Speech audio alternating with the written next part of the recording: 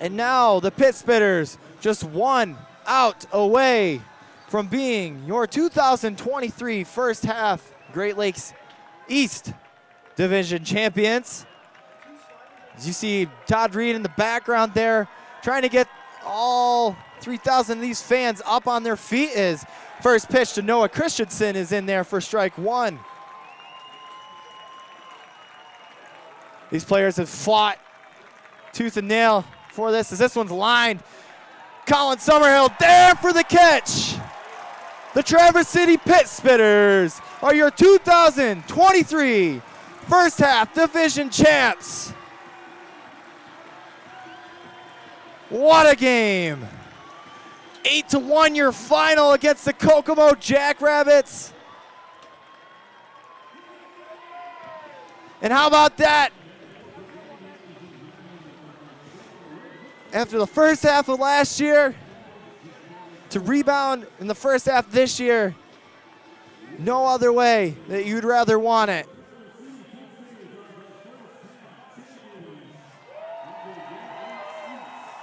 Enjoy it, folks. That'll do it for us today, for everybody on the production crew. I'm Jackson Hayden, and you've been watching Northwoods League Baseball Network.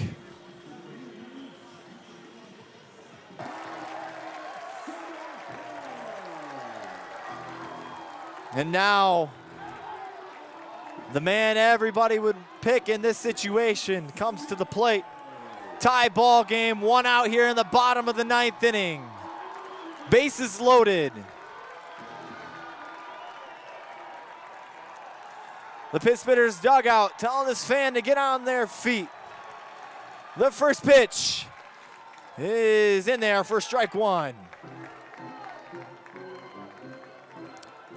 The game-winning run just 90 feet away.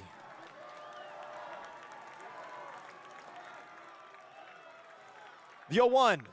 Summerhill lines this one back up the middle, and that's down, and the Pit Spitters are gonna win the game.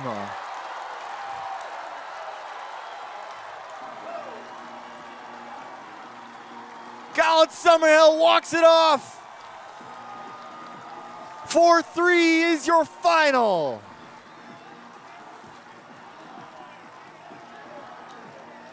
The fifth walk-off celebration for the Pit Spitters tonight.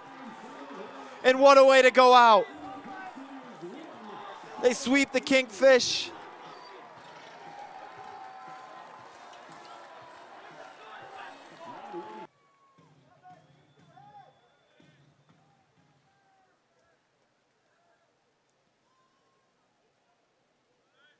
The 1-1.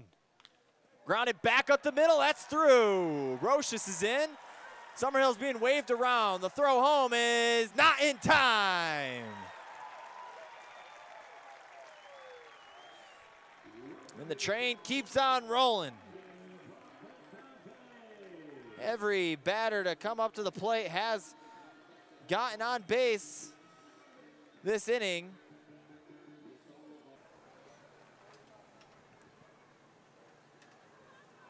The 2-1.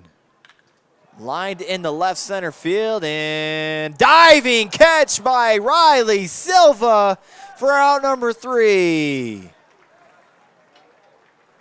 This outfield for Battle Creek is just amazing at making those types of plays. We head to the top of the ninth. Spencer Verberg to lead things off. You're watching the Northwoods League Baseball Network.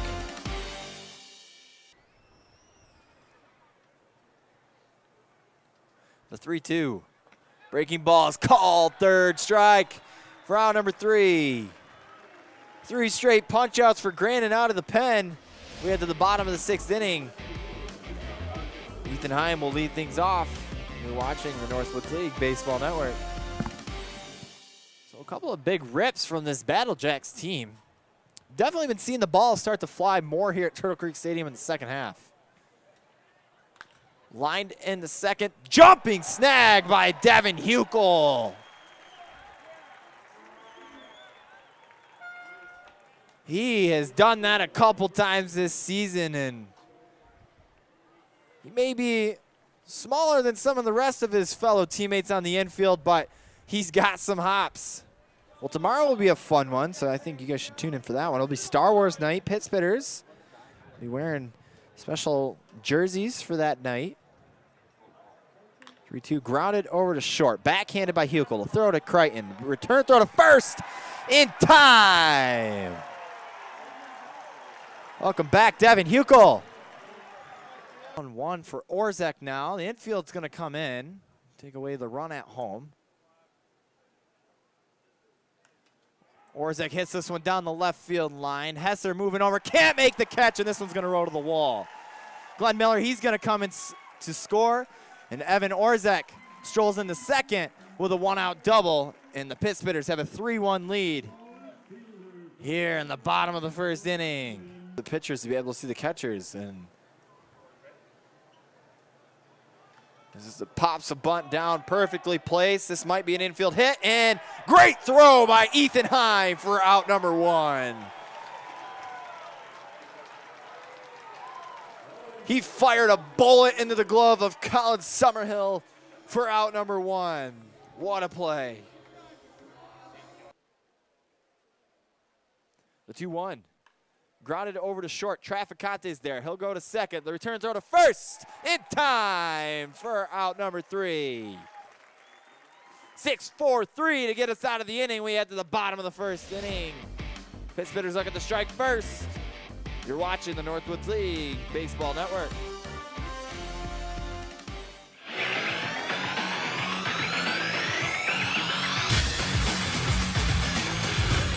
Here comes Pruitt. The throw from Park is not in time, and Alec Atkinson walks it off for Traverse City.